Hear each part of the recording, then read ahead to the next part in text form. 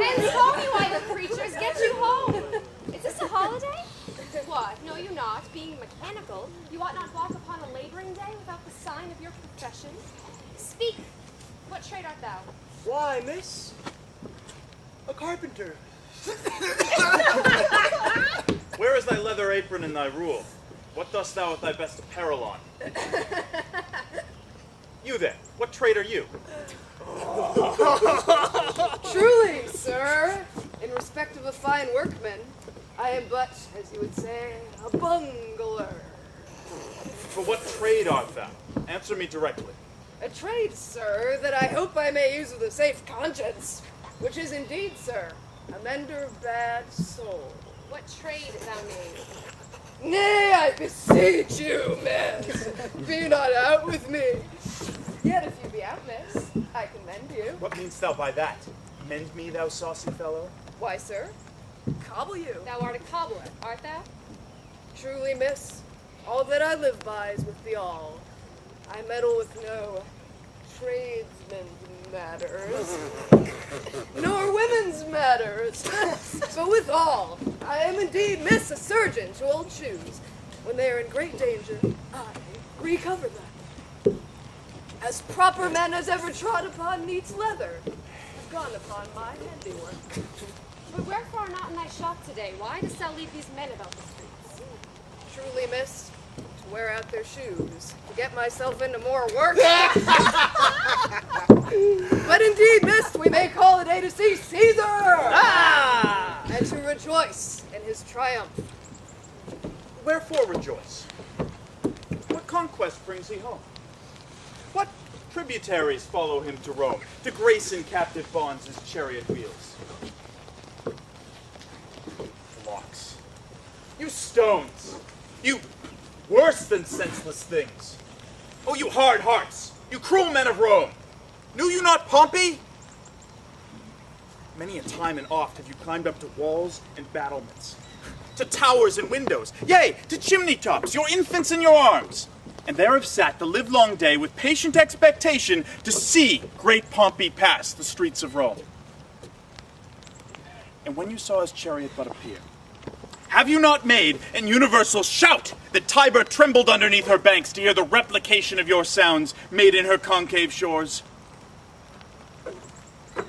And do you now put on your best attire? And do you now call out a holiday? And do you now strew flowers in his way that comes in triumph over Pompey's blood? Begone! Run into your houses! Fall upon your knees! Pray to the gods to intermit the plague that needs must light on this ingratitude! Go, go, good countrymen, and for this fault assemble all the poor men of your sort, draw them to Tiber banks, and weep your tears into the channel. To the lowest stream do kiss the most exalted shores of all.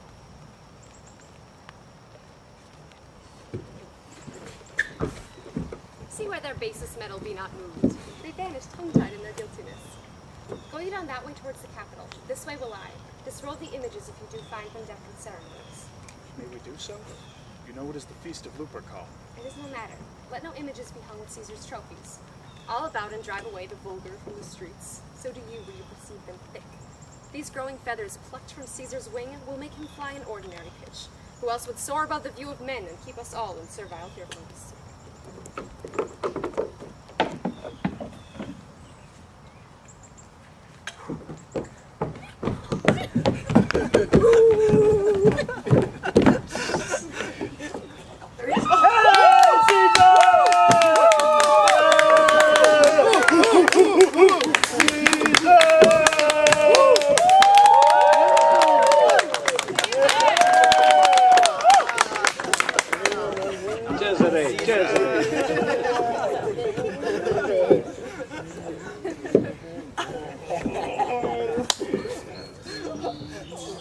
Calpurnia! His house! Caesar speaks!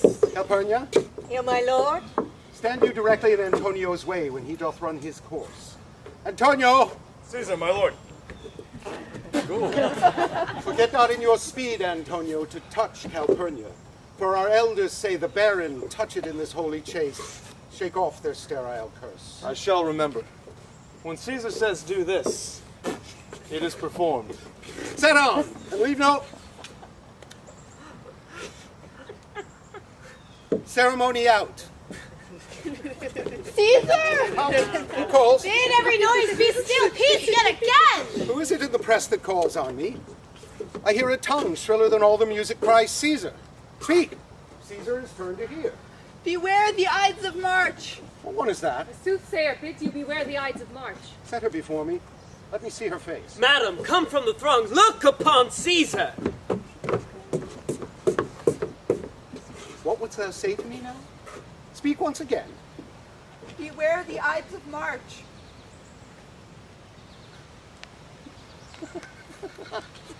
She is a dreamer. Let us leave her. Pass.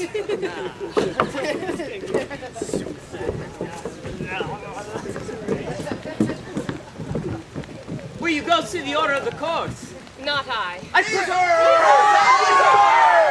I pray you do. I am not gamesome. I do lack some part of that quick spirit that is in Antony. Let me not hinder Cassius your desires. I'll leave you. Brutus, I do observe you now of late. I'm not from your eyes that gentleness and show of love as I was wont to have. You bear too stubborn and too strange a hand over a friend that loves you. If I have veiled my look, I turn the trouble of my countenance merely upon myself. But let not therefore my good friends be grieved, among which number Cassius be you one. Nor construe any further my neglect in that, for Brutus with herself at war forgets the shows of love to other men. Then, Brutus, I much mistook your passion, by means whereof this breast of mine hath buried thoughts of great value, worthy cogitations. Tell me, good Brutus, can you see her face? No, Cassius, for the eye sees not itself, but by reflection, by some other things. 'Tis just. And it is very much lamented that you have no such mirror as will turn your hidden worthiness into your eye, that you might see your shadow. I have heard where many of the best respect in Rome, speaking of Brutus, and groaning underneath his hated yoke, having wished that noble Brutus but had her eyes. Into what dangers would you lead me, Cassius, to have me seek into myself for that which is not in me? Therefore, good Brutus, be prepared to hear, and since I know you cannot see yourself so well as by reflection, I, your glass, will modestly discover to yourself that of yourself which you yet know not of. And be not jealous on me, gentle Brutus, for I common laughter, or did use to stale with ordinary oaths my love to every new protester. If you know that I do fawn on men and hug them hard and after scandal them, or if you know that I profess myself in banqueting to all the rout, then hold me dangerous. What is this shouting? I do fear the people choose Caesar for their king. Aye! Do you fear it? Then must I think you would not have it so?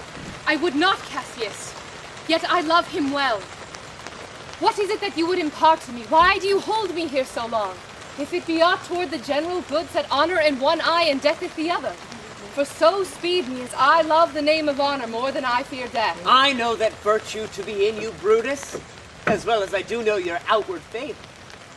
Well, honor is the subject of my story. I cannot tell what you and other men think of this life, but for my single self, I had as lief not be as live to be in awe of such a thing as I myself. I was born free as Caesar, so were you. We were both fed as well, and we both endured the winter's cold as well as he. For once upon a raw and gusty day, the troubled Tiber, chafing with her shores, said Caesar to me, "Darest thou, Cassius, now leap in with me into this angry flood and swim to yonder point?" Well, upon the word, accoutred as I was, I plunged in and bade him follow. So indeed he did. The torrent roared, and we did buffet it with lusty sinews, throwing it aside and stemming it with hearts of controversy. But ere we could arrive the point proposed, Caesar cried, "Help me, Cassius, or I sink!" Aye, as Aeneas, our great ancestor, did from the flames of Troy upon his shoulder the old Anchises bear, so from the waves of Tiber did I the tyrant Caesar. And this man is now become a god?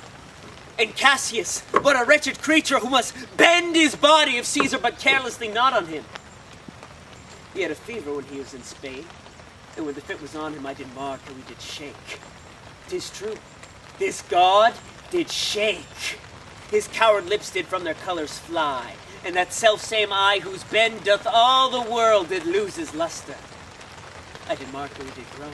Aye, and that tongue of his that bade the Romans mark him and write their speeches in their books, alas, it cried, give me some drink, Titinius. As a sick girl. Ye gods, it doth amaze me. A man of such feeble temper should so get the start of Rome and bear the palm alone. Another general shout!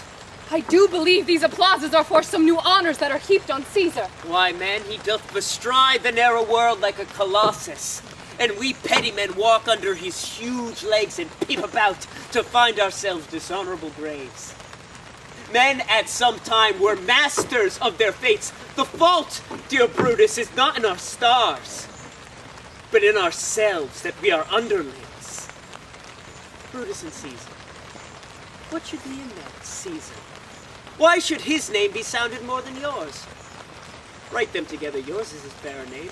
Sound them, it doth become the mouth as well. Weigh them, it is as heavy. Conjure with them, Brutus will start a spirit as soon as Caesar.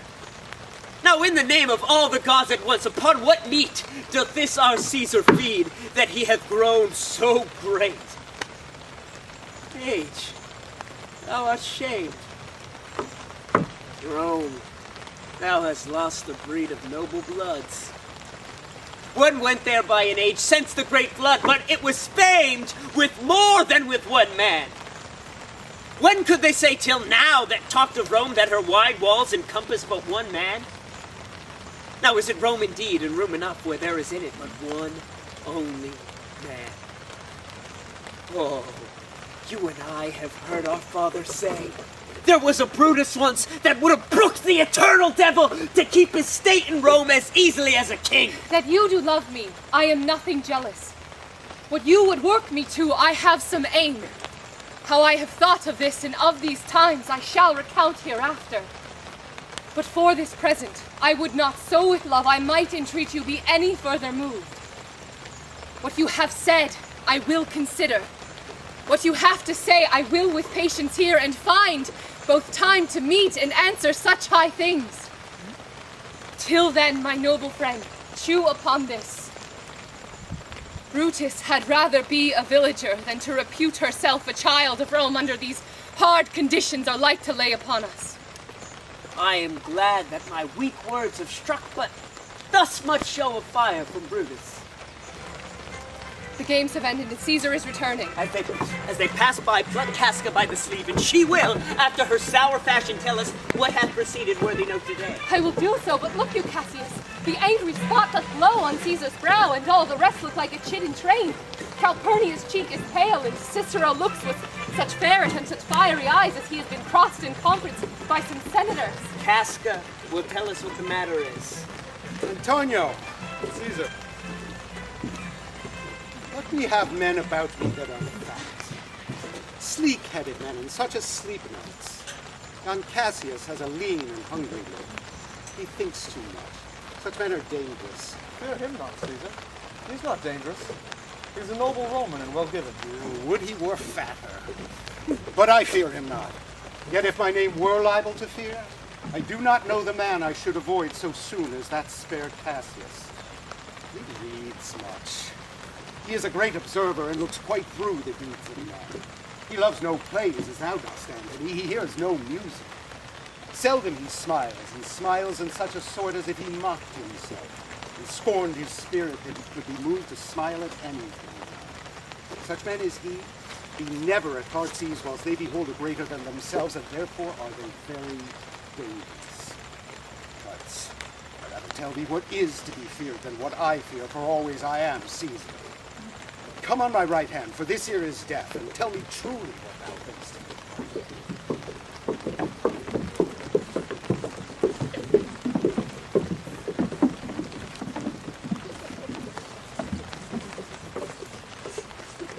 You pulled me by the arm. Would you speak with me?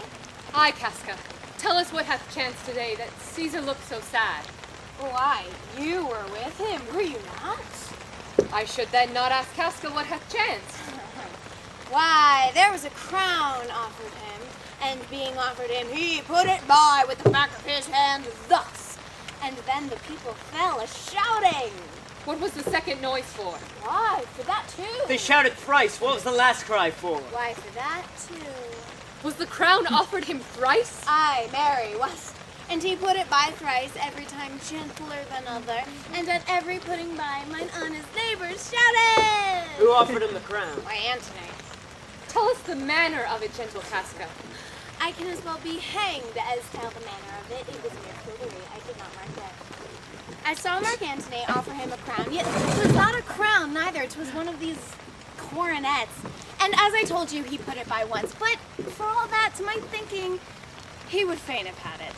Then he offered it to him again. Then he put it by again. But for all that, he was very loath to lay his fingers off it. Then he offered it to him a third time. He put it the third time by, and still as he refused it, the rabblement hooted and clapped their chapped hands and threw up their sweaty nightcaps and uttered such a deal of stinking breath because Caesar refused the crown that it had almost choked Caesar, for he swooned, and fell down at it. And for mine own part, I durst not laugh for fear of opening my lips and receiving the bad air. But soft, what, I pray you, did Caesar swoon? He fell down in the marketplace and foamed at the mouth and was speechless. 'Tis very like he hath the falling sickness. No, Caesar hath it not, but you and I and honest Casca, we have the falling sickness. I know not what you mean by that, but I am sure that Caesar fell down. If the tag-rag people did not clap him and hiss him according as he pleased and displeased them, as they used to do the players in the theater, I am no true Roman. What said he when he came unto himself? Mary, before he fell down, when he perceived the common herd was glad he refused the crown, he plucked me up his doublet and offered them his throat to cut. And I had been one of any occupation, if I had not taken him at his word, I might go to hell among the rogues. And so he fell. When he came to himself, he said, if he had done or said anything amiss, he desired their worship to think it was his infirmity. 3 or 4 wenches where I stood cried, alas, good soul, and forgave him with all their hearts. But there's no heed to be taken of them. If Caesar had stabbed their mothers, they would have done no less. And he came thus sad away? Aye. Did Cicero say anything? Aye, he spoke Greek. To what effect? Nay. And I tell you that, I'll ne'er look you in the face again. But those that understood and smiled at one another and shook their heads. But for mine own part, it was Greek to me. I could tell you more news, too. Morellus and Flavius, for pulling scarves off Caesar's images, are henceforth exiled. Very well. There was more foolery yet, if I could remember it. Will you sup with me tonight, Casca? No, I am promised for it. Will you dine with me tomorrow, then? Aye, if I be alive, and your mind hold, your dinner worth the eating. Good. I will expect you. So, farewell both. What a blunt woman is this grown to be. She was quick-mettled when we went to school. So is she now in execution of any bold or noble enterprise. However, she puts on this tardy form. This rudeness is a sauce to her good wit, which gives men stomach to digest their words with better appetite. And so it is. For this time I will leave you. If you please to speak with me, I will come home to you. Or if you will, come home to me and I will wait for you. I will do so. Till then, think of the world. Well, Brutus, thou art noble. Yet I see thy honorable metal may be wrought from that it is disposed. Therefore it is meet that noble minds keep ever with their likes. For who so firm that cannot be seduced? Caesar doth bear me hard, but he loves Brutus. If I were Brutus now and she were Cassius, she should not humor me. I will this night in several hands in at her windows throw, as if they came from several citizens, writings, all tending to the great opinion that Rome holds of her name, wherein obscurely Caesar's ambition shall be glanced at. And after this, let Caesar seat him sure, for we will shake him, or worse days endure.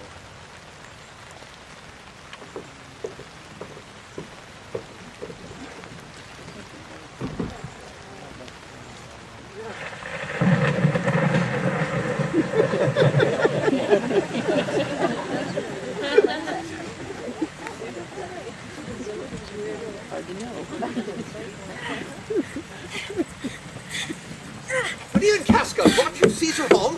Why are you breathless? And why stare you so? Are not you moved when all the sway of earth shakes like a thing unfirm? Oh, Cicero, I have seen the ambitious ocean swell and rage and foam to be exalted with the threatening clouds, and I have seen tempest when the scolding winds have rived the nutty oaks. But never till tonight, never till now, did I go through a tempest dropping fire. Either there is a civil strife in heaven, or else the world, too saucy with the gods, incenses them to send destruction. Why, saw you anything more wonderful? A common slave, you know him well by sight, held up his left hand, which did flame and burn like 20 torches joined, and yet his hand, not sensible of fire, remained unscorched. Besides, I had not since put up my blade against the Capitol, and met a lion who glazed upon me and went surly by without annoying me, and there were drawn upon a heap 100 ghastly women transformed with their fears, who swore they saw men hauling fire walk up and down the streets, and yesterday the bird of night did sit even at noonday upon the marketplace, hooting and shrieking. When these prodigies do so conjointly meet, let not men say these are their reasons, they are natural, for I believe they are portentous things unto the climate that they point upon. Indeed, it is a strange disposed time, but men may construe things after their fashion, clean from the purposes of the things themselves. Come Caesar to the Capitol tomorrow. He doth, for he did bid Antonio send word to you he would be there tomorrow. Good night then, Casca. This disturbed sky is not to walk in. Farewell, Cicero. Who's there? A Roman! Casca, by your voice. Your ear is good, Cassius. What night is this? A very pleasing night to honest men. Whoever knew the heavens meant it so? Those that knew the earth so full of faults. For my part, I walked about the streets, submitting me unto this perilous night, and thus, unbraced, Casca, as you see, have submitted my bosom to the thunderstone. And when the cross-blue lightning did seem to open the breast of heaven, I did present myself, even in the aim and very flash of it. Wherefore did you so much tempt the heavens? It is the part of men to fear and tremble when the most mighty gods partook and send such dreadful heralds to astonish us. You are dull, Casca, and those sparks of light that should be in a Roman, you do want, or else you use not. You look pale, and gaze, and put on fear, and cast yourself in wonder to see the strange impatience of the heavens. But if you would consider the true cause, why all these fires, why all these gliding ghosts, why birds and beasts from quality and kind, why old men, fools and children calculate, why all these things change from their ordinance, their natures and performant faculties, to monstrous quality. Why, you shall find that heaven hath infused them with these spirits to make them instruments of fear and warning unto some monstrous state. Now could I, Casca, name to thee a man most like this dreadful night? That thunders, lightens, opens up graves, and roars as doth a lion in the Capitol. A man no mightier than thyself and me, in personal action, yet prodigious grown, and fearful as these strange eruptions. 'Tis Caesar that you mean, is it not, Cassius? Let it be who it is. For Rome now has thews and limbs like to their ancestors, but woe the while. Our fathers' minds are dead, and we are governed with our mother's spirits. Our yoke and suffering show us womanish. Indeed, they say the senators tomorrow mean to establish Caesar as a king. And he shall wear his crown by sea and land in every place, save here in Italy. I know where I will wear this dagger then. Cassius from bondage will deliver Cassius. Therein, ye gods, you make the weak most strong.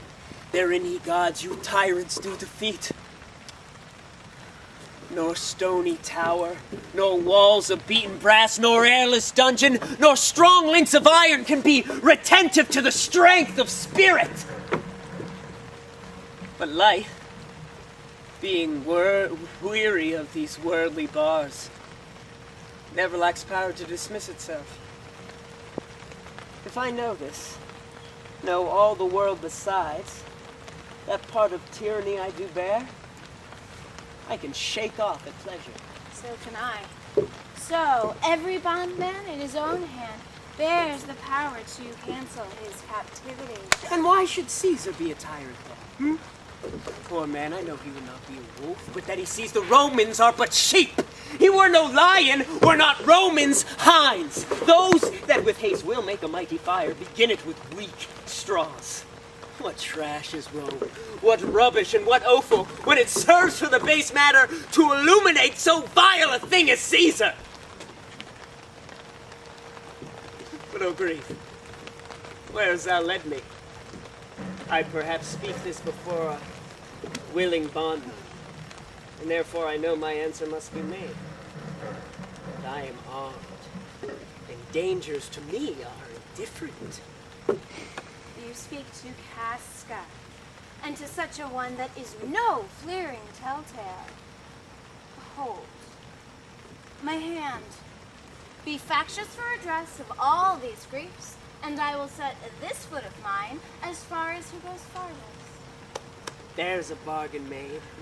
Now look you, Casca, I've moved already some certain of the noblest minded Romans to undergo with me an enterprise of honorable, dangerous consequence. And I do know by this they stay for me on Pompey's porch. For now, this dreadful night, there is no stir or walking in the streets, and the complexion of the element in favors like the work we have in hand, most fiery, bloody, and most terrible. Stand close a while, for here comes one in haste. 'Tis Cinna!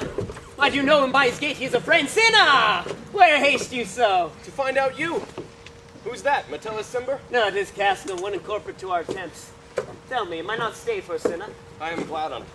What a fearful night is this. There's 2 or 3 of us have seen strange sights. Am I not stayed for? Tell me! Yes, you are. Oh, Cassius, if you could but win the noble Brutus to our party. Be you content. Now look you, Cinna. Take this paper. And look you, lay it in the praetor's chair where Brutus may but find it. Throw this in at her window, set this up with wax upon old Brutus's statue, so that he may but find it. All that done, repair to Pompey's porch. Is Decius, Brutus, and Trebonius there? All but Metellus Cimber, and she's gone to seek you at your house. Well, I will hie and so bestow these papers as you bade me. That done, repair to Pompey's theater.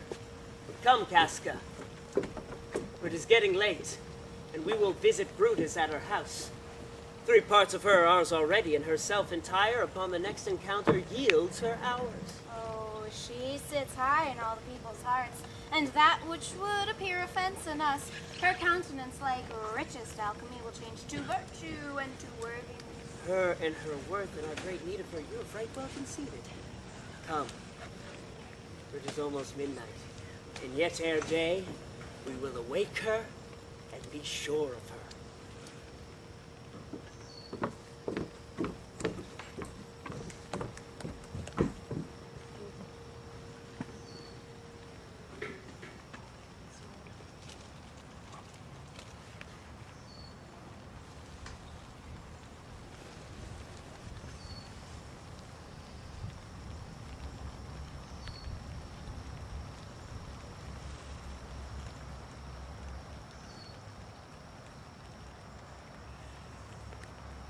Hold you, mistress. Give me a taper in my study, Lucius. When it is lighted, come and call me here. I will, mistress.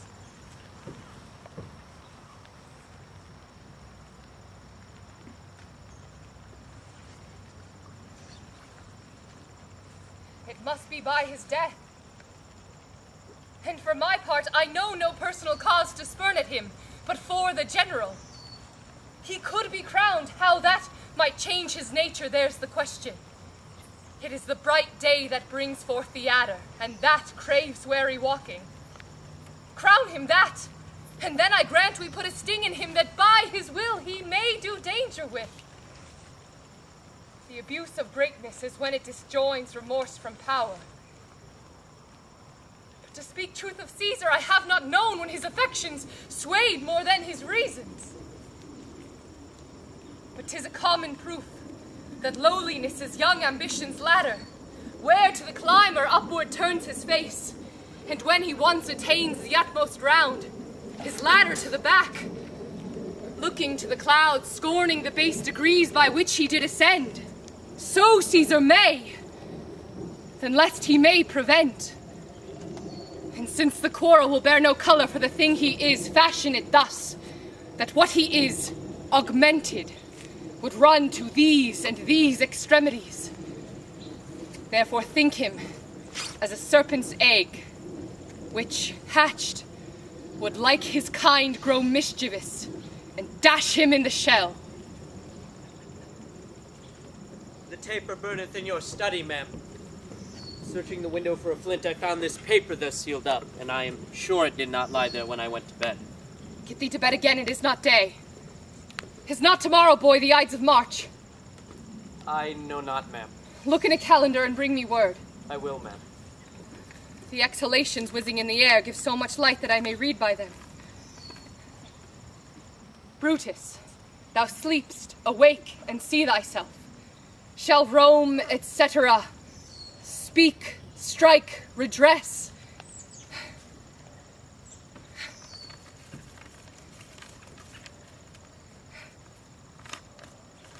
Brutus, thou sleepst, awake!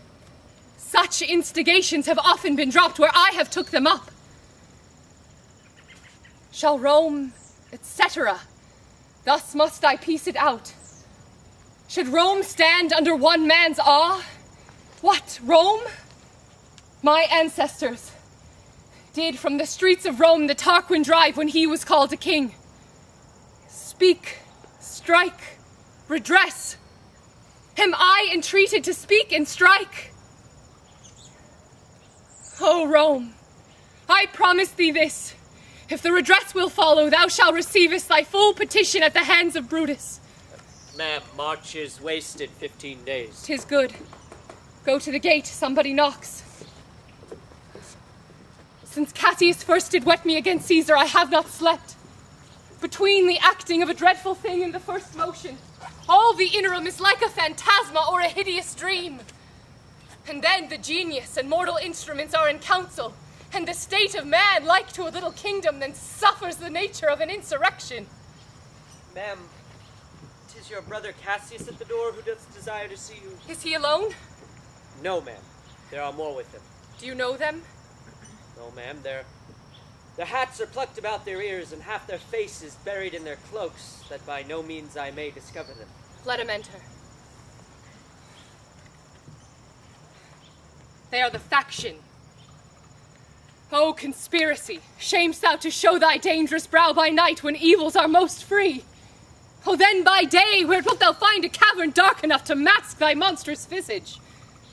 Seek none conspiracy. Hide it in smiles and affability. For if thou put thy native semblance on, not Erebus itself were dim enough to hide thee from prevention. I think we are too bold upon your rest. Good morrow, Brutus. Do we trouble you? I have been awake this hour, I have not slept. Know I these then that come along with you? Aye, every one of them. And no one here but honors you. And everyone doth wish you had but that opinion of yourself which every noble Roman bears of you. This is Trebonius. She is welcome hither. This Decius Brutus. He is welcome too. This Casca. Cinna this, and this Metellus Cimber. You are all welcome here. What watchful cares do interpose themselves betwixt your eyes and night? Shall I entreat a word? That lies the east. Doth not the day break there? No. Oh, pardon, miss. It doth. And yon gray lines that fret the clouds are messengers of day. You shall confess that you are both deceived. Here, as I point my blade, the sun arises, which is a great way growing on the south, weighing the youthful season of the year. Some 2 months hence, up higher towards the north he first presents his fire, and the high east stands as the capital directly here. Give me your hands all over, one by one.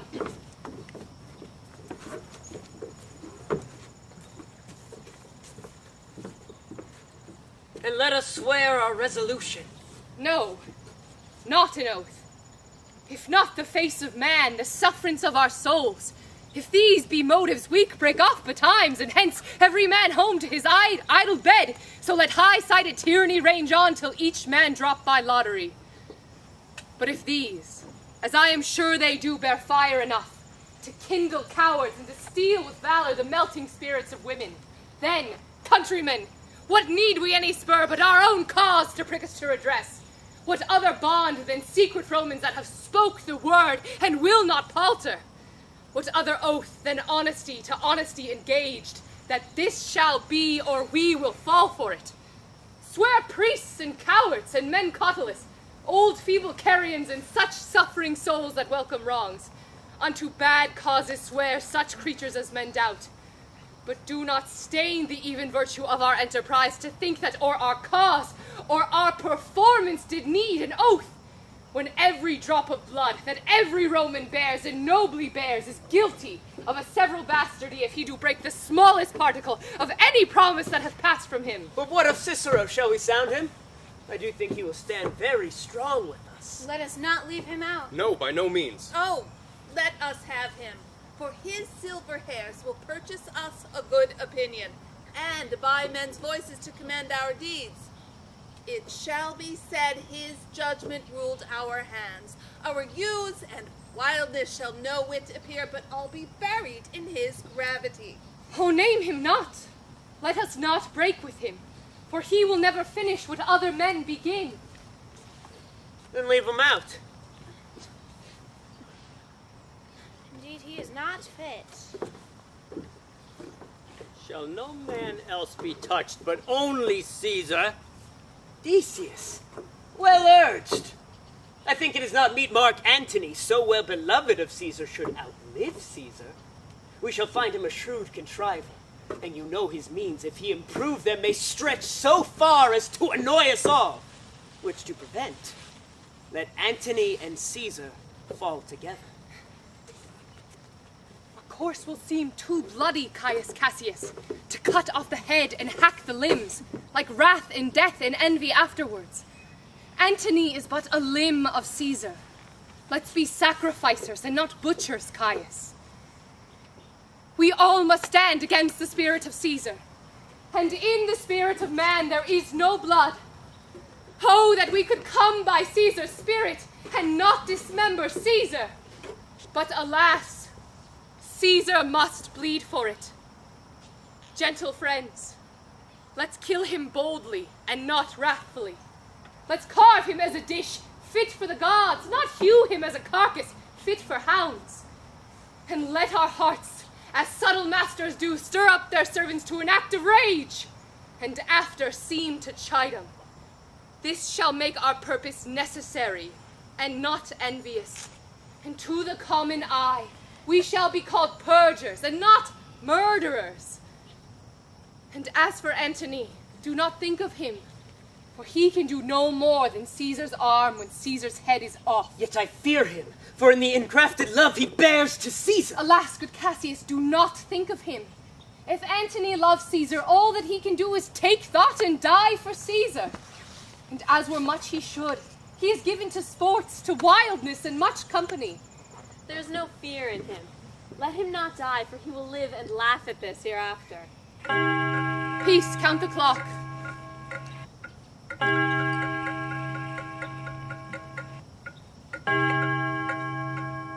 The clock has stricken 3. 'Tis time to part. But it is doubtful yet whether Caesar will come forth today or no, for he is superstitious grown of late, quite popular from the main opinion he held once, a fantasy of dreams and ceremonies.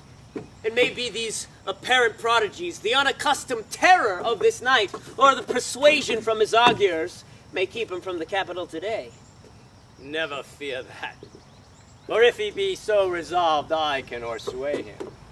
For he loves to hear that unicorns may be betrayed with trees, bears with glasses, elephants with holes, and lions with toils, men with flatterers.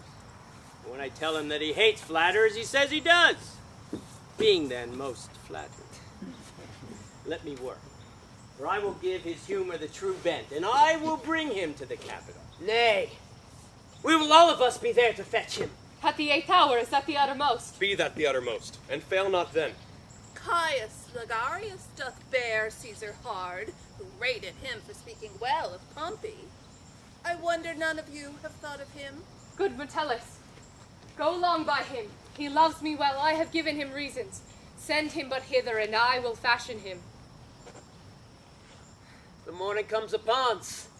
We'll leave you, Brutus, and friends. Disperse yourselves, but remember what you have all said, and show yourselves true Romans. Good patriots, look fresh and merrily. Let not our looks put on our purposes, but bear it as our Roman actors do, with untired spirits and formal constancy. And so good morrow to you, every one.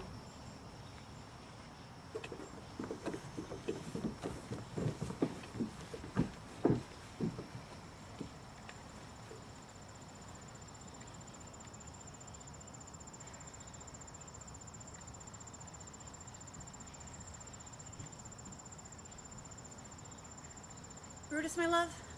Portia, what mean you? Wherefore rise you now? It is not for your health thus to commit your weak condition to the raw cold morning. Nor for yours neither. You've ungently, Brutus, stole from our bed. And yesternight at supper you suddenly arose and walked about musing and sighing with your arms across. And when I asked you what the matter was, you stared upon me with ungentle looks. I urged further, and then you scratched your head and too impatiently stamped with your foot. Yet I insisted, yet you answered not, but with an angry wafture of your hand gave sign for me to leave you. So I did, fearing to strengthen that impatience which seemed too much enkindled, and withal hoping it was but an effect of humor, which sometimes hath its hour on everyone. It will not let you eat, nor talk, nor sleep. And if it could work so much upon your shape as it hath much prevailed on your condition, I should not know you, Brutus. Dear my love, make me acquainted with your cause of grief. I am not well in health, that is all. Brutus is wise. And were she not in health, she would embrace the means to come by it. Why, so I do. Good Portia, go to bed. Is Brutus sick? And is it physical to walk unbraced and suck up the humors of the dank morning? What? Is Brutus sick? And would she steal out of our wholesome bed to dare the vile contagion of the night, and tempt the roomy and unpurged air to add unto her sickness? No. My Brutus, you have some sick offense within your mind, which by the right and virtue of my place I ought to know of. And upon my knees I charm you with my once commended beauty, by all your vows of love and that great vow which did incorporate and make us one, that you unfold to me, yourself, your half, why you are heavy, and what men tonight have had resort to you.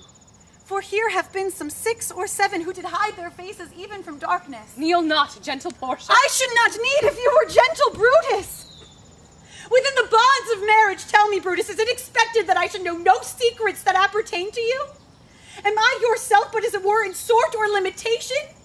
To keep with you at meals, comfort your bed, and talk to you sometimes, dwell I but in the suburbs of your good pleasure? If it be no more, Portia is Brutus's harlot, not her wife. You are my true and honorable wife, as dear to me as are the ruddy drops that visit my sad heart. If this were true, then should I know this secret.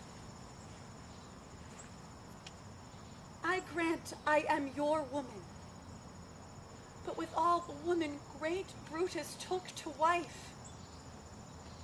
I grant I am your woman, but with all a woman well-reputed Cato's daughter. Think you I am no stronger than our sex, being so fathered and so espoused? Tell me your counsels. I will not disclose them. I have made strong proof of my constancy, giving myself a voluntary wound here in the thigh. Can I bear that with patience and not my Brutus' secret? O ye gods, render me worthy of this noble wife! Hark, hark, one knocks within. Portia, go in a while, and by thy bosom shall partake the secrets of my heart. All the engagements I will construe to thee. All the charactery of my sad brow. Now leave me with haste. Lucius, who's that knocks? Here's a sick man that would speak with you. Caius Ligarius that Metellus spake of. Boy, stand aside. Caius Ligarius, how? Vouchsafe good morrow from a feeble tongue. What a time thou hast chose out, brave Caius, to wear a kerchief would you were not sick. I am not sick, if Brutus have in hand any exploit, worthy the name of honor. Such an exploit have I in hand, my Ligarius. Had you a healthful ear to hear it? Oh, the gods the Romans bow before, I here discard my sickness. Soul of Rome, brave one derived from honorable loins, thou, like an exorcist, hast conjured up my mortified spirit. Now bid me run, and I'll strive with things impossible. Yea, get the better of them. What's to do? A piece of work that will make sick men whole. But are not some whole that we must make sick? That must we also. What it is, my Caius, I will unfold to thee as we are going to whom it must be done. Set on your foot, and with a heart new fired I follow you to do I know not what. But it sufficeth that Brutus leads me on. Follow me then.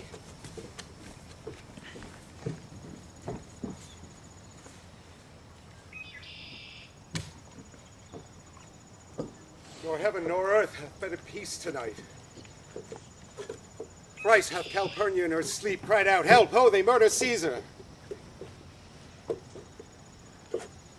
Who's within? My lord? Go bid the priest to present sacrifice. And bring me their opinions of success. I will, my lord.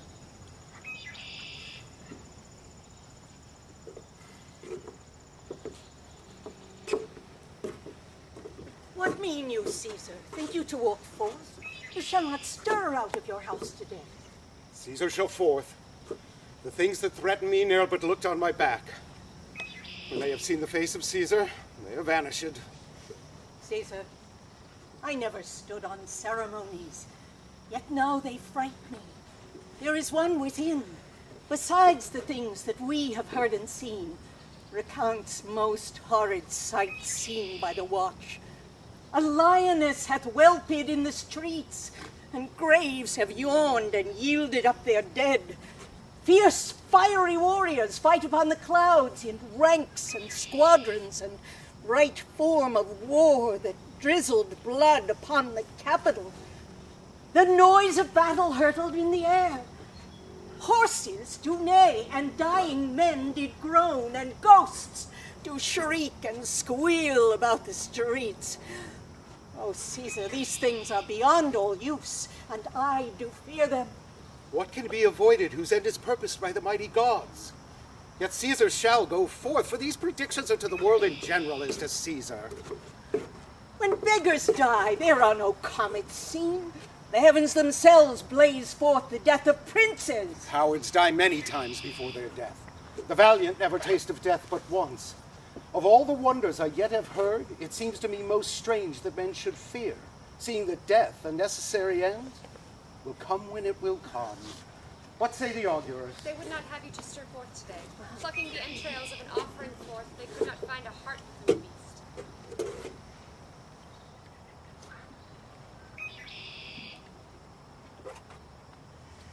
The gods do this in shame of cowardice. Caesar should be a beast without a heart if he should stay at home today for fear. No, Caesar shall not. Danger knows full well I am more dangerous than he. We are two lions littered on the same day, and I the elder and more terrible, and Caesar shall go forth. Alas, my lord, your wisdom is consumed in confidence. Do not go forth today. Call it my fear and not your own that keeps you in the house. We'll send Mark Antony to the Senate House, and he shall say you are not well today. Let me, upon my knee, prevail in this.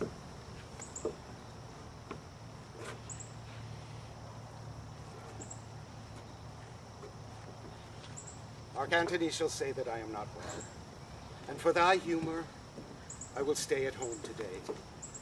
Here is Decius Brutus. He shall tell them so. Caesar, all hail! Good morrow, worthy Caesar. I've come to fetch you to the Senate House. And you are come in very happy time to bear my greeting to the senators and tell them I will not come today. Cannot is false, and that I dare not falser. I will not come, Decius. Tell them so. Say he is sick. Shall Caesar send a lie? Have I in conquest stretched mine arm so far to be afeard to tell graybeards the truth? Decius, tell them Caesar will not come. Caesar, most mighty Caesar, let me know some cause lest they laugh at me when I The tell cause them is in so. my will. I will not come. That is enough to satisfy the Senate. But for thy private satisfaction, because I love you, I will let you know. Calpurnia here, my wife, stays me at home. She dreamt tonight she saw my statue, which like a fountain with 100 spouts did run pure blood. And many lusty Romans came smiling and did bathe their hands in it. And these she does assign to warnings and portents of evils imminent. And on her knee, I beg that I stay at home. This dream is all misinterpreted. It was a vision, fair and fortunate. Your statue, spouting blood in many pipes in which so many smiling Romans bathe, signifies that from you great Rome shall suck reviving blood, and that great men shall press for tinctures, stains, toils, and cognizance. This, by Calpurnia's dream, is signified. And this way have you well expounded it. I have. And you have heard what I can say. And know it now. The Senate have concluded this day to give to Caesar a crown. If Caesar should send them word they will not come, their minds may change. Besides, it were a mock apt to be rendered for someone to say, break up the Senate till another time when Caesar's wife shall meet with better dreams. If Caesar hide himself, shall they not whisper, lo, Caesar is afraid? Pardon me, Caesar, but my dear, dear love to your proceeding bids me tell you this. Reason to my love is liable. How foolish do your fears seem now, Calpurnia? I am ashamed I did yield to them. Give me my coat, for I will go. And look where Cassius has come to fetch me. Good morrow, Caesar. Welcome, Cassius. Why, Brutus, have you come so early, too? Good morrow, Casca. Caius Ligarius. Caesar was ne'er your enemy so much as that same ague that made you lean. What is it o'clock? Caesar, 'tis struck an 8. I thank you for your pains and courtesy. See where Antony that revels long o' nights is notwithstanding up. Good morrow, Antony. So the most noble Caesar. Bid them prepare within. I am to blame to be thus waited for. Oh, now Cinna, now Trebonius. I have an hour's talk in store for you. Remember that you call on me today. Be near me that I may remember you. Caesar, I will. And so near will I be that your best friends shall wish I had been further. Good friends, go in and taste some wine with me. And we, like friends, will straightway go together. But every like is not the same, O Caesar. The heart of Brutus grieves to think upon.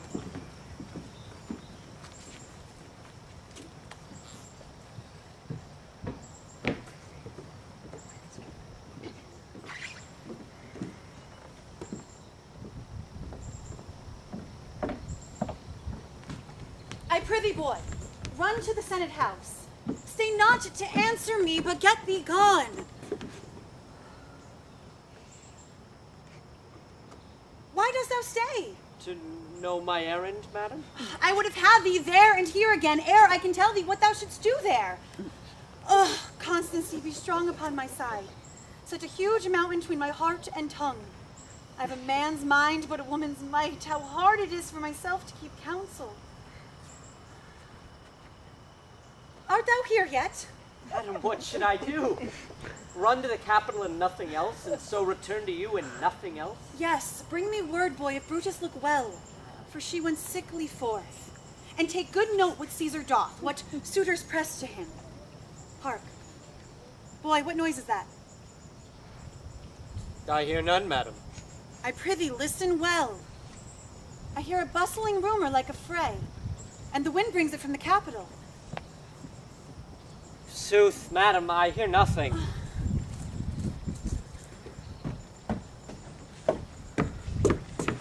Come hither, woman. Which way hast thou been? At mine own house, good lady. What is it o'clock? About the 9th hour, lady. Which way has Caesar been? Not yet, madam. I go to take my stand to see him pass on to the capital. Thou hast some suit to Caesar, hast thou not? That I have, madam. If it shall please Caesar to be so good to Caesar as to hear me, I will beseech him to befriend himself. Why, knowest if any harms intended towards him? None that I know will be. Much that I fear may chance. Good morrow to you. I must go in. Ah, me, how weak a thing the heart of Portia is. O Brutus, the heavens speed thee in thine enterprise. Run, Lucius, commend me to my wife. Say I am married. Bring me word what she doth say to thee.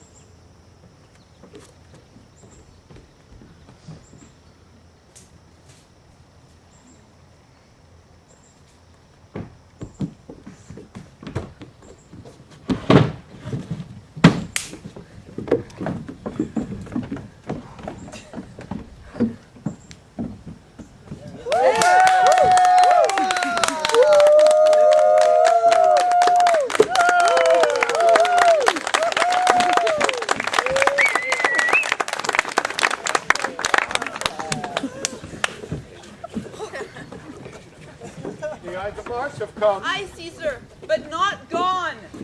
Trebonius knows her time for look you, Brutus. She draws Mark Antony out of the way. Where's Metellisimba? Let her go and presently prefer her suit to Caesar. She is addressed. Press near and second her. Casca, you are the first that rears your hand. Are we now all ready? What is now amiss that Caesar and his Senate must redress? Most high, most mighty, and most puissant Caesar, Metellus Cimber throws before thy seat an humble heart. I must prevent thee, Cimber. These couchings and these lowly courtesies might fire the blood of ordinary men and turn preordinance and first decree into the law of children. Be not fond to think Caesar bears such rebel blood that will be thawed from the true quality with that which grouteth fools. I mean, sweet words, low crouching curtsies, and base spaniel fawning. Thy brother by decree is banished. If thou dost bend and pray and fawn for him, I spurn thee like a cur out of my way. No, Caesar doth not wrong without just cause, nor without cause will he be satisfied. Is there no voice more worthy than mine own to sound more sweetly in great Caesar's ear for the repealing of my banished brother? I kiss thy hand, but not in flattery, Caesar, desiring thee that Publius Cimber have an immediate freedom of repeal. What, Brutus? Pardon, Caesar! Caesar, pardon! As low as to thy foot doth Cassius fall, to beg enfranchisement of Publius Cimber. I could be well moved, if I were as you. If I could pray to move, prayers would move me. But I am constant as the northern star, of whose true fixed and resting quality there is no fellow in the firmament. Skies are painted with unnumbered sparks. They are all fire, and every one doth shine. but in all there is but one doth hold his place. So in the world, 'tis well furnished with men, and men are flesh and blood and apprehensive. Yet in the number I do know but one that unassailable holds on his rank unshaked of motion, and that I am he. Let me a little show it even in this, that I was constant Cimber should be banished, and constant do remain to keep him so. Oh, Caesar! Hence, wouldst thou lift up Olympus? Great Caesar! Oh, doth not Brutus bootless kneel? Speak hands for me.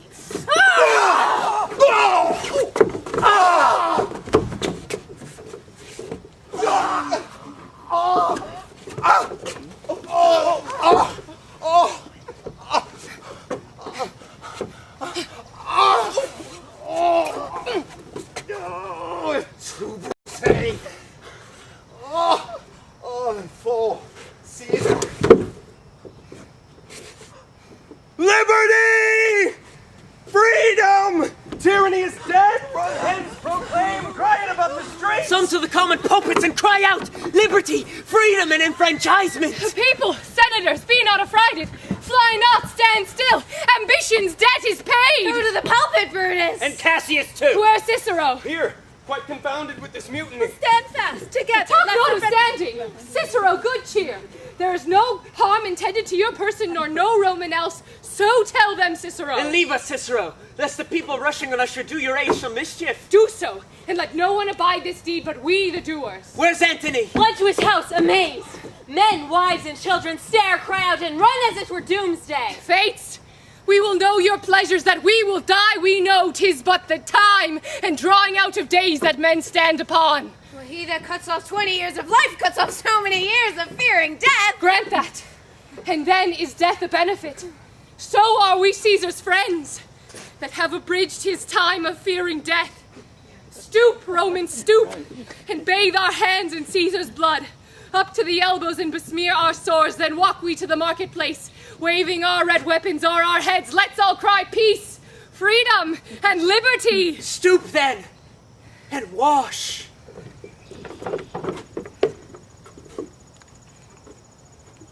How many ages hence shall this our lofty scene be acted over, in states unborn, in accents yet unknown? How many times shall Caesar bleed in sport, that now on Pompey's basis lies along no worthier than the dust? So oft as that shall be, so often shall the not of us be called the men that gave their country liberty. What, shall we forth? Aye, everyone away. Brutus shall lead, and we shall grace our heels with the best and boldest hearts of Rome. But soft, who comes here? A friend of Antony's. Thus Brutus did my master bid me kneel. Thus did Mark Antony bid me fall down, and being prostrate, thus he bade me say, Brutus is noble, wise, valiant, and honest. Caesar was mighty, bold, royal, and loving. Say I love Brutus and I honor her. Say I feared Caesar, honored him, and loved him. If Brutus will vouchsafe that Mark Antony may come to her, and be resolved how Caesar hath deserved to lie in death, Mark Antony shall not love Caesar dead so well as Brutus living, but will follow the fortunes and affairs of noble Brutus through all the hazards of this untrod state with all true faith. So says my master Antony. Your master is a wise and valiant Roman. I never thought him worse. If it please him to so come unto this place, he shall be satisfied, and upon mine honor depart untouched. I'll fetch him presently. I know we will have him well to friend. I wish we may, yet I have a mind that fears him much, and my misgivings still fall shrewdly to the purpose. But here comes Mark Antony. Welcome, Mark Antony. Oh, mighty Caesar, dost thou lie so low? Are all thy conquests, glories, triumphs, spoils, shrunk to this little measure? Fare thee well. I know not, gentlemen, what you intend. Who else must be let blood? Who else is rank? If I myself, there is no hour so fit as Caesar's death hour, nor no instrument of half that worth as those, your blades, made rich with the most noble blood of all this world. I do beseech ye, if you bear me hard, now, whilst your purpled hands do reek and smoke, fulfill your pleasure. Live 1,000 years. I shall not find myself so apt to die. No place will please me so, no mean of death, as here by Caesar and by you cut off, the choice and master spirits of this age. Oh, Antony, beg not your death of us, though now we must appear bloody and cruel, as by our hands in this our present act you see we do. Yet see you but our hands and the bleeding business they have done. Our hearts you see not, they are pitiful, and pity to the general wrong of Rome. As fire drives out fire, so pity hath done this deed on Caesar. To you, our blades have leaden points. Mark Antony, our arms unstrung of malice, our hearts of brother's temper do receive you in with all kind love, good thoughts, and reverence. Your voice shall be as strong as any man's in the disposing of new dignities. Only be patient, till we have appeased the multitude beside themselves with fear. Then I will give my cause, why I, so loved Caesar, have thus proceeded. I doubt not of your wisdom. Let each one render me their bloody hand. First, Marcus Brutus, will I shake with you. Next, Caius Cassius, do I take your hand. Decius Brutus, yours. And yours, Metellus. Yours, Cinna. And my valiant Casca, yours. Though last, not least in love, yours, good Trebonius. Gentlemen all. Alas, what shall I say? My credit now stands on such slippery ground that one of two bad ways you must conceit me. Either a coward or a flatterer. That I did love thee, Caesar. Oh, 'tis true. If then thy spirit look upon us now, shall it not grieve thee dearer than thy death, to see thy Antony making his peace, shaking the bloody fingers of thy foes, most noble, in the presence of thy corpse? Had I as many eyes as thou hast wounds, weeping as fast as they stream forth thy blood, it would become me better than to close in terms of friendship with thine enemies. Pardon me, Julius. Here wast thou bade, brave heart.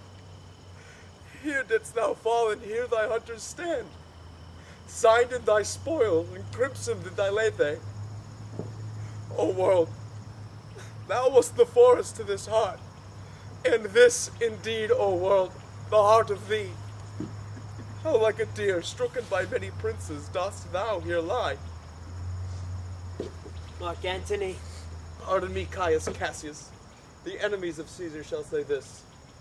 Then, in a friend, it is cold modesty. I blame you not for praising Caesar so. But what compact mean you have with us? Shall you be pricked in number of our friends, or shall we on and not depend on you? Therefore I took your hands, but was indeed swayed from the point by looking down on Caesar. Friends am I with you all, and love you all, upon this hope that you shall give me reasons why and wherein Caesar was dangerous. Or else this were a savage spectacle. Our reasons are so full of good regard, that were you, Antony, the son of Caesar, you should be satisfied. That's all I seek, and am, moreover, suitor that I may produce his body to the marketplace, and in the pulpit, as becomes a friend, speak in the order of his funeral. You shall, Mark Antony. Brutus, a word with you. You know not what you do. Do not consent that Mark Antony speak in Caesar's funeral. Know you how much the people may be moved by that which he will utter? Under your pardon, I will myself into the pulpit first, and give the reason of our Caesar's death. What Antony shall speak, I will protest. He speaks by leave and by permission. We shall be contented that Caesar have all true rights and lawful ceremonies. It will advantage more than do us wrong. I know not what may fall. I like it not. Mark Antony, here, take you Caesar's body. You shall not, in your eulogy speech, blame us. Only speak all good you can devise of Caesar, and say you do it by our permission. Else you shall not have any hand at all about his funeral. And you will be speaking into the same pulpit whereto I am going after my speech is ended. Be it so. I do desire no more. Prepare the body then, and follow us.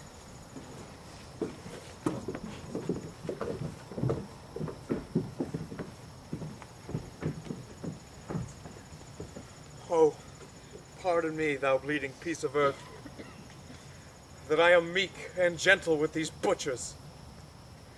Thou art the ruins of the noblest man that ever lived in the tide of times. Woe to the hand that shed this costly blood. Over thy wounds now do I prophesy, which, like dumb mouths, do ope their ruby lips to beg the voice and utterance of my tongue.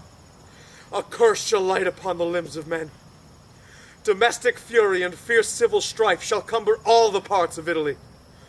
Blood and destruction shall be so in use, and dreadful objects so familiar, that mothers shall but smile when they behold their infants quartered with the hands of war, all pity choked with custom of fell deed. And Caesar's spirit, ranging for revenge, with a tea by his side come hot from hell, shall in these confines, with a monarch's voice, cry, Havoc!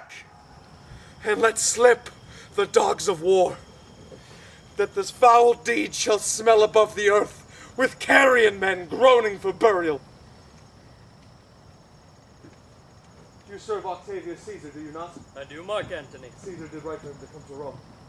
He did receive his letters and is coming, and bid me say to you by word of mouth.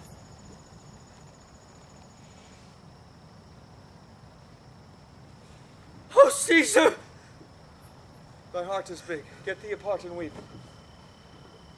Passion, I see, is catching. For mine eyes, seeing those beads of sorrow stand in thine, began to water. Is thy master coming? Lies tonight within 7 leagues of Rome. Post back with speed and tell him what hath chanced. Here is a mourning Rome, a dangerous Rome. No Rome of safety for Octavius yet. Hie hence and tell him so. Yet stay a while. Thou shalt not back till I have borne this corpse into the marketplace. There shall I try, in my oration, how the people take the cruel issue of the bloody men, according to the which thou shalt discourse the young Octavius of the state of things.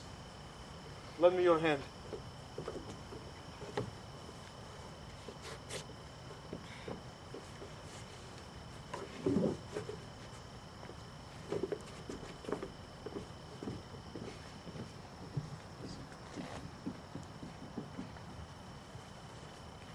We will be satisfied! We will be satisfied! Follow me then, and give me audience, friends. Cassius, go you to the other street and part the numbers. Those that will hear me speak, let them stay here. Those that will hear Cassius, go with him, and public reason shall be rendered of Caesar's death. I will hear Brutus speak. I will hear Cassius, and compare their reasons when severally we have heard them rendered.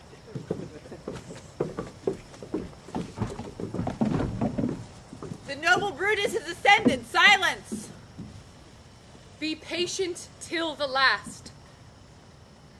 Romans, countrymen, citizens, hear me for my cause, and be silent that you may hear. Believe me in mine honor, and have respect to mine honor that you may believe. Censure me in your wisdom, and awake your senses that you may the better judge. If there be any in this assembly, any dear friend of Caesar's, to him I say that Brutus' love to Caesar was no less than his. If then that friend demand why Brutus rose against Caesar, this is my answer. Not that I loved Caesar less, but that I loved Rome more. Had you rather Caesar were living and die all slaves, than that Caesar were dead to live all free men? That Caesar loved me, I weep for him. As he was fortunate, I rejoice at it. As he was valiant, I honor him. But as he was ambitious, I slew him. There is tears for his love, joy for his fortune, honor for his valor, and death for his ambition. Who here is so base that he would be a bondman? If any, speak. For him have I offended. Who here is so rude that he would not be a Roman? If any, Speak! For him have I offended. Who here is so vile that he would not love his country? If any, speak! For him have I offended. I pause for reply. None. Then none have I offended. The question of his death is enrolled in the Commonwealth. I have done no more to Caesar than you shall do to Brutus. His glories not extenuated wherein he was worthy, his offenses not enforced for which he suffered death. Here comes his body, mourned by Mark Antony, and though he had no hand in his dying, shall receive the benefit of his death, a place in the Commonwealth. With this I depart, and so I slew my best friend for the good of Rome. I have the same dagger for myself, if it shall please my country to need my death. Live! Bring her with triumph home into her house! Give her a statue with her ancestors! Harvey, Caesar! Caesar's better parts will be crowned in Brutus! Bring her to her house with shouts and clamors! My countrymen! Peace home! Silence! The noble Brutus speaks! Good countrymen, let me depart alone, and for my sake, stay here with Antony. Do grace to Caesar's corpse, and grace his speech tending to Caesar's glories, that Mark Antony do give by our permission. I do entreat you, let no man depart save I alone, till Antony have spoke. Stay ho and let us hear Mark Antony. Let him go up into the public chair, we'll hear him. Noble Antony, go up. For Brutus' sake I am beholden to you. What does he say of Brutus? He says for Brutus' sake he finds himself beholden to us all. Twere best he speak no harm of Brutus here. This Caesar was a tyrant! Nay, that's certain. We are blessed that Rome is rid of him. You gentle Romans. Peace! Friends! Romans! Countrymen! Lend me your ears. I come to bury Caesar, not to praise him. The evil that men do lives after them. The good is often interred with their bones. So let it be with Caesar. The noble Brutus hath told you he was ambitious. If it were so, it was a grievous fault, and grievously hath Caesar answered it. Here under leave of Brutus and the rest, for Brutus is an honorable soul. So are they all honorable souls. Come I to speak in Caesar's funeral. He was my friend, faithful and just to me. Yet Brutus says he was ambitious, and Brutus is an honorable soul. He hath brought many captives home to Rome, whose ransoms did the general coffers fill. Did this in Caesar seem ambitious? When that the poor have cried, Caesar hath wept. Ambition should be made of sterner stuff. Yet Brutus says he was ambitious, and Brutus is an honorable soul. You all did see that at the Lupercal, I thrice presented him a kingly crown, which he did thrice refuse. Was this ambition? Yet Brutus says he was ambitious, and sure she is an honorable soul. I speak not to disprove what Brutus spoke, but here I am to speak what I do know. You all did love Caesar once, not without cause. What cause withholds you then to mourn for him? O judgment! Thou art fled to brutish beasts, and men have lost their reason. Bear with me. My heart is on the dais there with Caesar, and I must pause till it come back to me. Methinks there's much reason in his sayings. If thou consider rightly of the matter, Caesar has had great wrong. Has he not, masters? I fear there will a worse come in his place. Mark ye his words? He would not accept the crown, therefore 'tis certain he was not ambitious. If it be found so, some will dear abide it. Poor soul, his eyes are red as fire with weeping. There's not a nobler man in Rome than Antony. Now mark him, he begins again to speak. But yesterday the word of Caesar might have stood against the world. Now lie he there, and none so poor to do him reverence. O masters, if I were disposed to stir your hearts to mutiny and rage, I should do Brutus wrong, and Cassius wrong, who, you all know, are honorable souls. I will not do them wrong. I rather choose to wrong the dead, to wrong myself and you, than I will wrong such honorable souls. But here's a parchment with the seal of Caesar. I found it in his study. 'Tis his will. Let but the commons hear this testament, which, pardon me, I do not mean to read, and they would go and kiss dead Caesar's wounds, and dip their napkins in his sacred blood. Yea, beg a hair of him for memory, and dying, mention it within their wills, bequeathing it as a rich legacy unto their issue. We'll hear the will. Read it, Mark Antony. The will. Read the will. Read the will. Read the will. As Read the will. patient, gentle friends, I must not read it. 'Tis not meet you know how Caesar loved you. You are not wood, you are not stones, but men. And being men, hearing the will of Caesar, it will inflame you, it will make you mad. 'Tis good you know not that you are his heirs. For if you should, oh, what would come of it?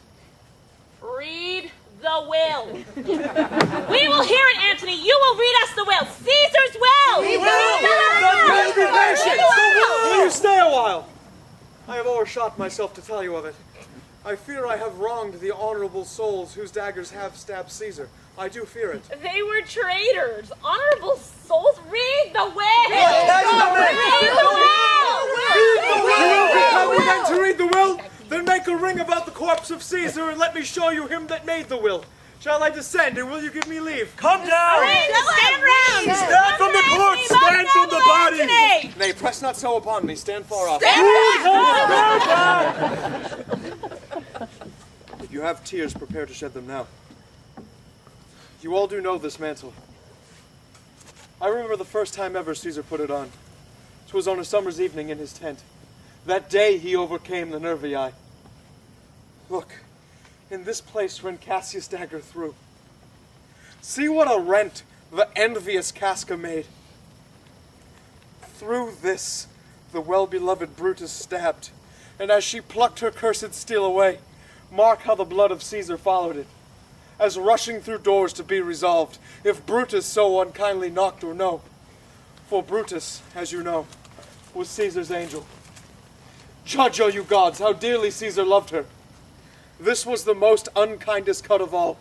For when the noble Caesar saw her stab, ingratitude, more strong than traitor's arms, quite vanquished him. Then burst his mighty heart.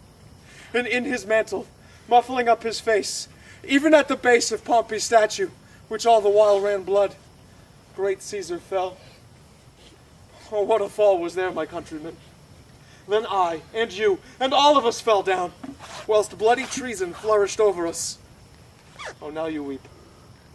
And I perceive you feel the dint of pity. These are gracious drops. Kind souls, what weep you when you but behold our Caesar's vesture wounded? Look you here. Here is himself, marred, as you see, with traitors. Oh, piteous spectacle! Most bloody sight! Judge, we will be revenged! We will be Stay, countrymen! Stay there! Hear the noble Anthony! Good friends, sweet friends, let me not stir you up to such a sudden flood of mutiny. They that have done this deed are honorable. What private griefs they have, alas, I know not that made them do it. They are wise and honorable, and will no doubt with reasons answer you. I come not, friends, to steal away your hearts. I am no orator as Brutus is. But, as you know me all, a plain, blunt man that loves his friend. And that they know full well that gave me public leave to speak of him. For I have neither wit, nor words, nor worth, action, nor utterance, not the power of speech to stir men's blood. I only speak right on. I tell you that which you yourselves do know. Show you sweet Caesar's wounds, poor, dumb mouths, and bid them speak for me. But were I Brutus, and Brutus Antony, there were an Antony would ruffle up your spirits, and put a tongue in every wound of Caesar, that should move the stones of Rome to rise in mutiny. We'll mutiny! We'll burn the house of Brutus! Yet hear me, countrymen, yet hear me speak! Peace, ho! Why, friends, you go to do you know not what. Wherein hath Caesar thus deserved your loves? Alas, you know not. I must tell you then. You have forgot the will I told you of. Let us stay and hear the will. Here is the will. And under Caesar's seal, to every Roman citizen he gives, to every several man, 75 drachmas. Oh, noble Caesar, we will revenge his death! Hear me with patience. Please. Moreover, he hath left you all his walks, his private arbors and new planted orchards on this side Tiber. He hath left them you and to your heirs forever. Common pleasures to walk abroad and recreate yourselves. Here was a Caesar. When comes such another? Never! Never! Come! Away! Away! We'll burn his body in the holy place, and with the brands, fire the traitors' houses! Take up the body! Go! Fetch fire! Knock down benches! Knock down windows! Farms! Anything! Now let it work. Mischief, thou art afoot. Take thou what course thou wilt. How now, fellow? Sir Octavius has already come to Rome. Where is he? He and Lepidus are at Caesar's house. And thither will I straight to visit him. He comes upon a wish. Fortune is merry, and in this mood will give us anything. I heard him say that Brutus and Cassius were rid like madmen through the gates of Rome. Be like they had some notice of the people, how I had moved them. Bring me to Octavius.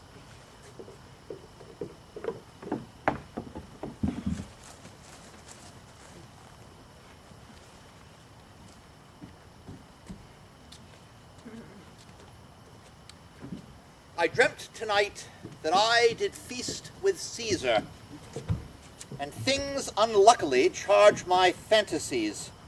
I have no will to wander forth of doors, yet something leads me forth. What's your name? Whither are you going? Where do you dwell? Are you a married man or a bachelor? Answer everyone directly. Aye, and briefly. Aye, and wisely. Aye, and truly, you are best. What is my name? Whither am I going? Where do I dwell? Am I a married man or a bachelor? Well, then, to answer every man, directly and briefly, wisely and truly, wisely I say I am a bachelor. That's as much as to say they are fools that marry. You'll bear me a bang for that. I fear. Proceed directly. Directly, I am going to Caesar's funeral. As a friend or an enemy? As a friend. That matter is answered directly. For your dwelling, briefly. Briefly, I dwell by the capital. Your name, sir. Truly. Truly, my name is Cinna. Tear him to pieces! He's a conspirator! I am Cinna the poet! Oh, I am Cinna the poet! Oh! Tear him for his bad verses! Tear him for his bad verses! I am not Cinna! The conspirator! It is no matter. His name's Cinna. Pluck but his name out of his heart. Let him go. Tear him! Come! Brands, ho! Firebrands! To Brutus! To Cassius, burn all! Some to Decius' house and some to Cascus, some to Ligarius. Away!